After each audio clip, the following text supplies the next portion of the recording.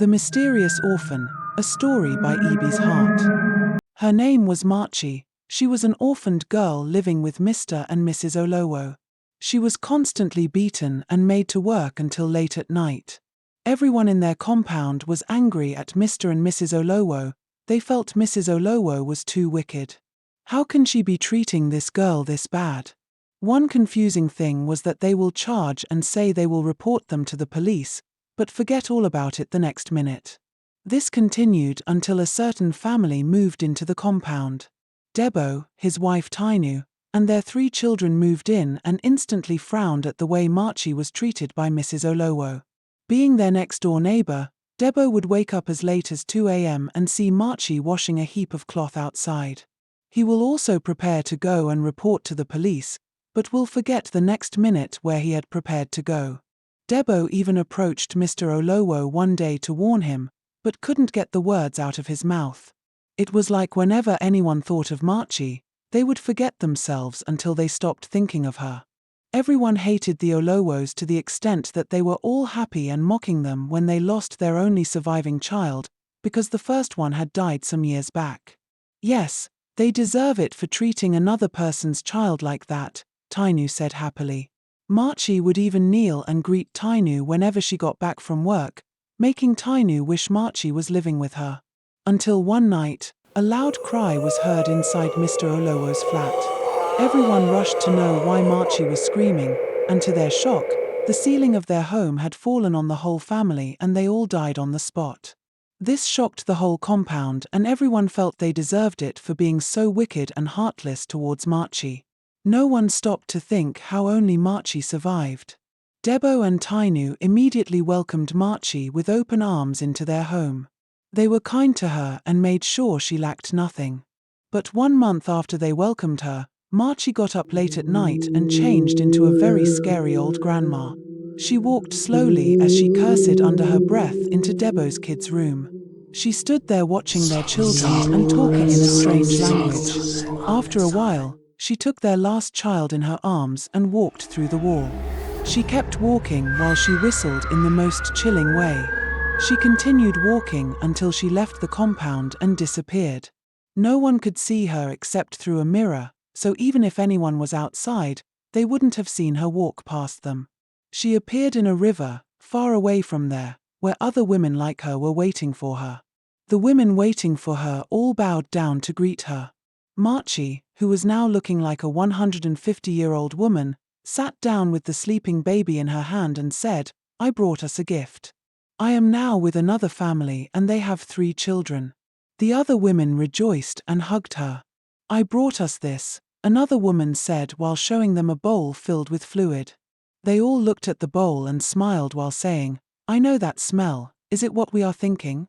They all chorused, "Yes." The woman shouted, "Yes, it is what you are thinking. I slept with about 10 men and took their fluid."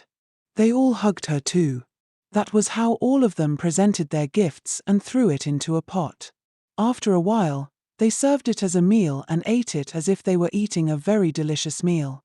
When they were done, Marchie carried the baby, whose spirit had been taken and fed to her friends, home to his parents. She laid him on the bed and changed into herself. The next morning, Tainu came to wake her kids up for school and saw her last child lying face down. She screamed and everyone in their compound gathered. Her husband immediately started their car so that they could rush the baby to the hospital. But as they were leaving, Tainu saw something she wasn't supposed to see. She saw Marchie, who was screaming and crying a while ago, smiling and talking to something like a monster that was standing at the entrance of their home. "What was that?" Tainu shouted, but the creature vanished the same second it appeared. She didn't see anything again as they drove out of the compound. Still, that scary image and March's happy face haunted her. When they got to the hospital, the doctors placed the baby, who was in a coma, on oxygen. But within 2 hours, the baby, whose spirit had been taken, died. Debo could not be controlled, he wept like a child. Tainu, however, couldn't cry. She kept thinking about what she saw and wondered how she could see it again, just to be sure she wasn't going crazy. After burying their child, Tainu became more vigilant. She told her husband what was happening, but he shouted at her to stop accusing an innocent, helpless girl of something bigger than herself. You cannot be sure of what you saw in that moment of confusion. Let it go. She has been so good to our kids, Debo said dismissively.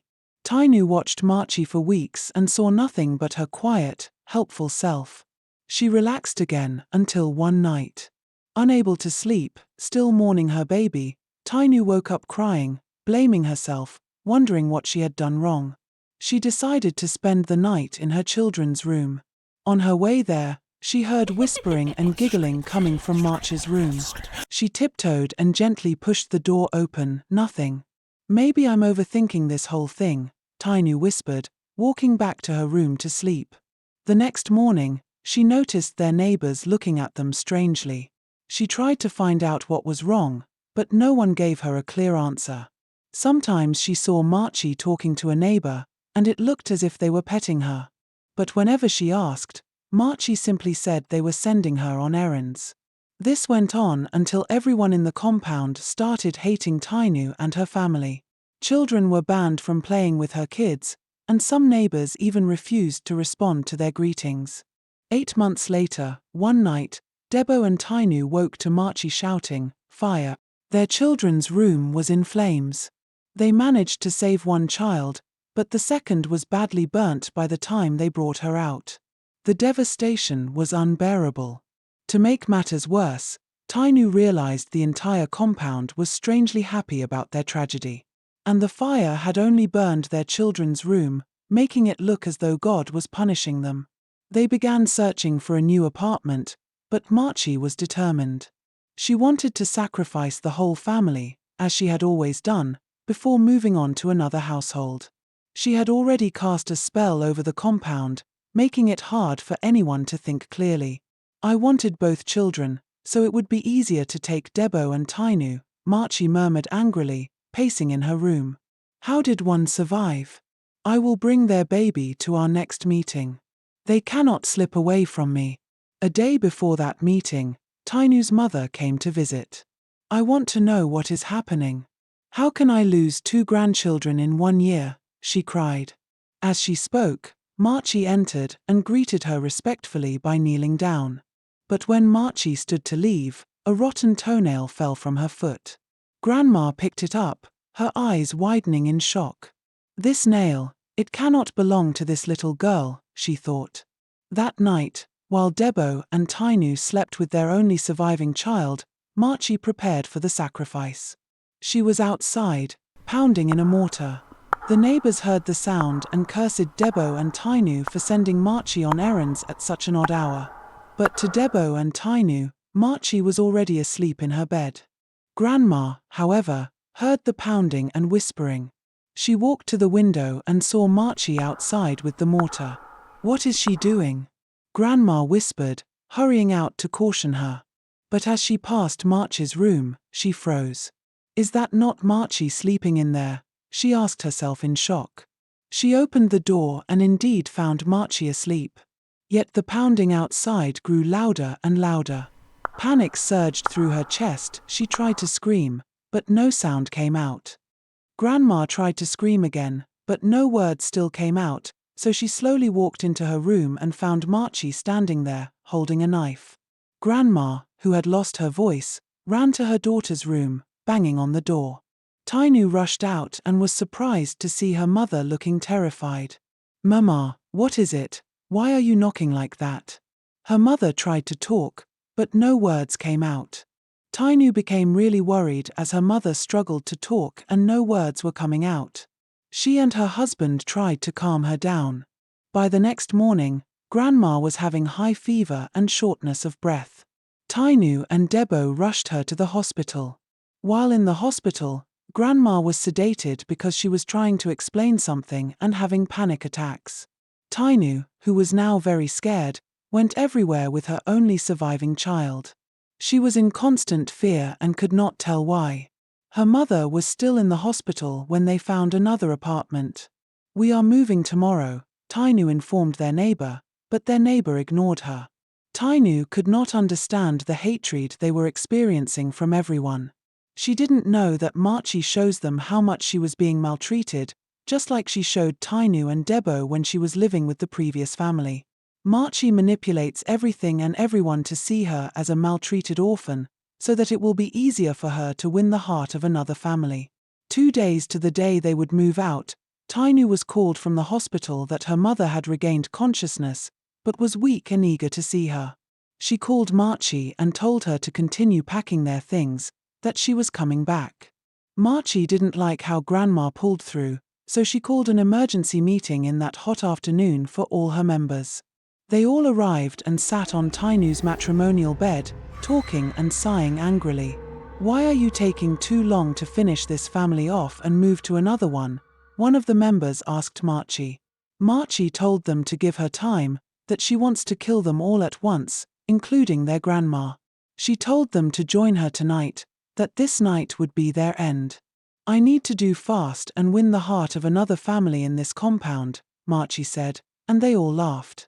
When Tainu got to the hospital, her mother, who was awake, was still not able to talk. So she asked Tainu to get her a pen and paper.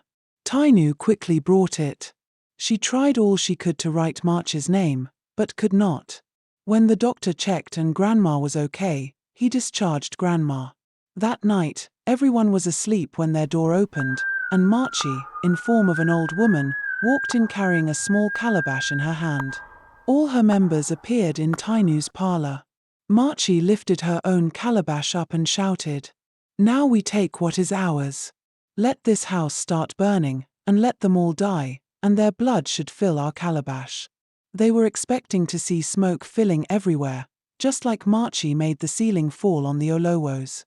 But Tainu's mother walked into the parlor and said, "You think you have one?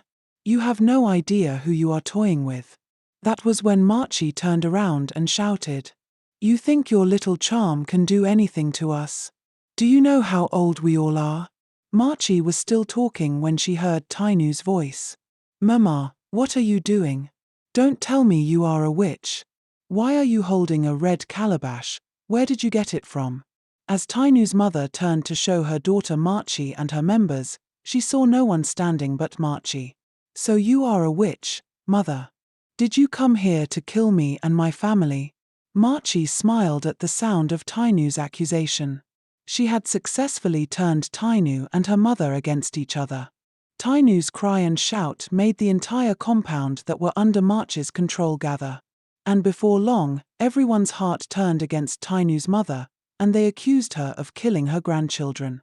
Tainu's mother, who was carrying a red calabash filled with white feathers, could not explain herself well. Tainu, who was still scared of everything, started shouting for her mother to leave. Marchie, on hearing that, smiled. At dawn, Grandma shamefully left while the entire compound still hated Tainu and her family. She went straight to look for solution. "You cannot win, Marchie. You and your members cannot win," Grandma said, crying. "They are women who are older than time. You can only expose them for people to see their true form. Once you are able to expose them, the spell she is using to hold people and blind them will be lifted," the blind seer Tainu's mother met had said. "Mix ash in a fresh blood of a bird. Make sure to pour it on Marchie in front of everyone and before tomorrow midnight. Tomorrow midnight is their festival, and Marchie has prepared to give your daughter's family to her members. Do you know that Marchie has been a young girl claiming to be an orphan for more than 50 years now? So many families bring who they don't know so well to take care of their children.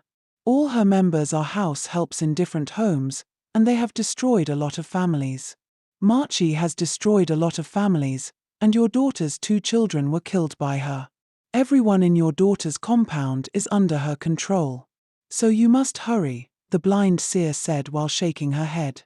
Tainu's mother called Debo on the phone and tried to explain to him the danger they were in. "Marchie is not human," she said, crying. "She is going to kill all of you, except you all leave or send her away before tomorrow night. My daughter is strongly under her spell and she has refused to listen to me." She was still talking on the phone when Debo cut the call on her and started shouting, "Why is your mother practicing dark magic? Imagine accusing this innocent orphan of being a witch," Debo said angrily. Tainu, who was convinced her mother was the cause of her problems, picked her phone immediately and called her on the phone, shouting, "Mama, I don't ever want to see you in my house again.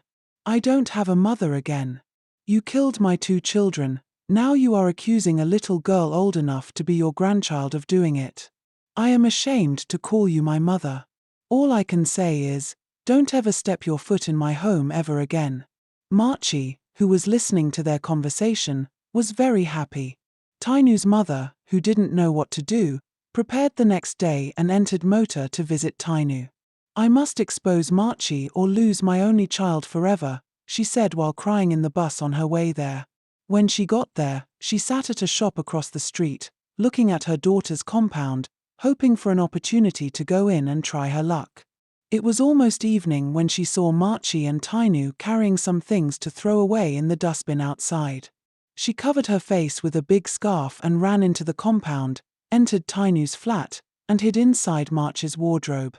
"I will throw this mixture on Marchie once she enters here," Tainu's mother said while shaking with fear. But immediately Marchie entered the house, she knew someone had entered there.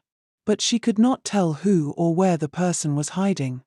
Tainu's mother could hear her daughter's voice talking on the phone with her husband, quarreling with him and crying that he had changed. "You no longer come home until 10 p.m., you don't ask of our plans of moving out again, even though you know this is supposed to be our last night here. I am tired, Tainu kept crying. Marchie ran inside her room giggling. "We have succeeded in making them hate each other, so taking them out will be much easier." Immediately she said that, about 5 women that looked very old and filthy appeared on her bed. "Be fast about it, we are thirsty for blood. We cannot wait to move over to another family," the old scary-looking women said and laughed.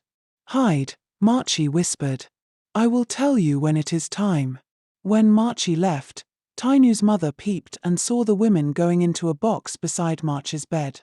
The box served as a portal where Marchie's members joined her from. "I will destroy that box once they all come out, so that when I expose them, they will not be able to return to where they were coming from," Grandma thought. At exactly 1 a.m., Marchie walked into her room and said, "It's time." Immediately she said that, the box opened and the old women crawled out of it. The noise they made woke Grandma, who had fallen asleep inside the wardrobe, up, so she waited until they all left. Then she came out, pressed and very hungry, but she didn't mind. "I must save my daughter and her family," she said and rushed towards the box. She tried to lift it up, but could not. So she poured the ash she had mixed with the bird blood on it, and the box started melting. The sound the box was making made Marchie run into her room. When she saw the box, she rushed to save it while shouting and crying, "No, no." She then looked up and saw Grandma. "You!" She tried to kill Grandma, but Grandma bravely poured the ash mixed with bird blood on Marchie. Marchie screamed in a very loud voice, and her scream was heard by everyone in the compound. Her scream also woke them all up from their spiritual captivity. So as Tainu and Debo were running to Marchie's room to know what was happening, the entire compound were also headed towards Debo's flat to know if something was wrong. When Tainu got into Marchie's room and saw the old scary-looking woman trying to attack her mother, she shouted, "What are you doing here, Mama, and who is this?"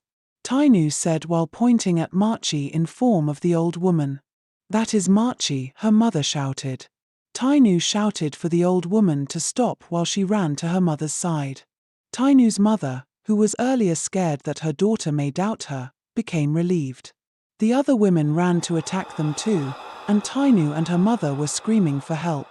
Tainu's mother continued pouring them the mixture, which was burning them and preventing them from attacking. "Run while I keep them here," Tainu's mother shouted at her daughter. Tainu ran out with her husband and child while their neighbors were asking them what was happening. "Marchie is a devil, she changed into something I can't describe," Tainu shouted while pointing at her house. Everyone ran inside to see what was happening, but saw the scariest thing ever. The old woman wanted to change into Marchie again so that she could deceive the people gathering to see them, but changed halfway because Grandma kept pouring her the mixture. While her body was Marchie's body, Her face was that of the old woman. Everyone saw her and screamed while running in fear. But when Grandma wanted to run out with their neighbors, Marchie held her tight, and she disappeared with her and her members. Then suddenly, everywhere was quiet, and Tainu was waiting for her mother to come out. But she never did. She sacrificed her life to save her only child and her family. Tainu and her husband did everything, asked everyone, and visited a lot of places while looking for help on how to find her mother, but never found her. When you see something you think is bad going on in another family, just like Debo and Tainu saw in the previous family Marchie was living with, don't assume you know all that is happening or jump into conclusion, because you might just put yourself in trouble. Try to know the whole story. Evil often wears the mask of helplessness to gain sympathy. Do not judge situations by what you see on the surface, seek the truth, because blind compassion without discernment can open the door to destruction.